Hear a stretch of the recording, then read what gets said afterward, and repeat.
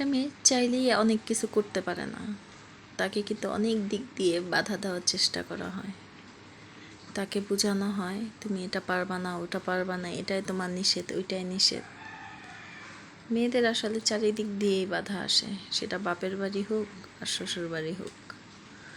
আসসালামু আলাইকুম, hello everyone, আমি লিয়া আছি আপনাদের সাথে। সারাদিন কাজকর্মের পরে এই যে সন্ধ্যা প্রায় হয়ে এসেছে, এই সময় আমি ছাদে এসেছি। ছাদের গাছগুলোর অবস্থা তো খুবই খারাপ, কি আর বলবো। এই যে আমার মরিচ গাছের পাতাগুলো কুকড়ে গেছে, এই গাছটা আর ভালো হবে না, কারণ এটাতে পুরোপুরি কি বলে রোগে আক্রান্ত হয়ে গেছে। এটা ওষুধ দিলেও ভালো করা সম্ভব না। তারপরও মাশাল্লাহ দেখলাম যে গাছগুলোতে ভালোই মরিচ আসতেছে। যাক, যে কদিন মরিচ ধরে খাওয়া যায় আর কি। আর এই যে আমার বড়ি গাছটা, এটারও অবস্থা খুবই খারাপ। আর এই যে লেবু গাছগুলোতে সুন্দর, এটা 12 মাসি চারা, তো 12 মাসি ফুল বা লেবুর চলে আসছে গুটি। আর মাশাল্লাহ দুন্দুল, ঝিঙে এগুলো ভালোই ধরছে, এগুলো খুব ভালো হচ্ছে। সময় পাই না আসলে, সারাদিন বাচ্চা কাচ্চা সামলে ঘরের কাজ করে আমি যে আমার ছাদে একটু টাইম দিব, গাছ লাগাবো, তেমন একটা সময় আমি দিতে পারছি না। তারপরও যেটুক চেষ্টা করি আর কি, কারণ শখের তোলা লাখ টাকা, এটা বলাই তো আছে।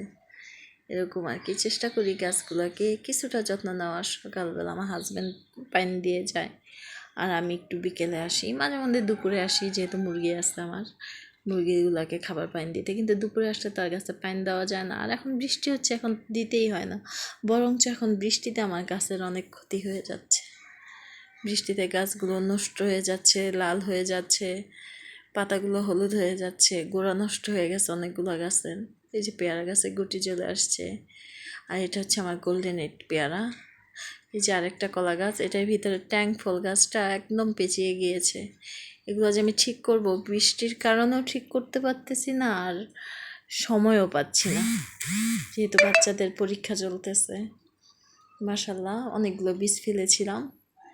এই যে দেশি ধনেপাতাটা দেখেন কি অবস্থা, অনেক হয়েছে। আর ঢেঁড়স তো মাশাল্লাহ ভালো হয়, 2-4 দিন পর পরই অনেকগুলো করে নেওয়া যায়। অনেক দিন পরে আপনাদের সাথে ভিডিও শেয়ার করতেছি। আমার ভিডিও যদি ভালো লাগে থাকে, অবশ্যই আমাকে লাইক করবেন, শেয়ার করবেন, আর সাবস্ক্রাইব করবেন আমার চ্যানেলটা, যাতে আপনাদের সাথে আমি সুন্দর সুন্দর মুহূর্তগুলো, ভালো ভালো মুহূর্তগুলো শেয়ার করতে পারি। ধন্যবাদ। আসসালামু আলাইকুম।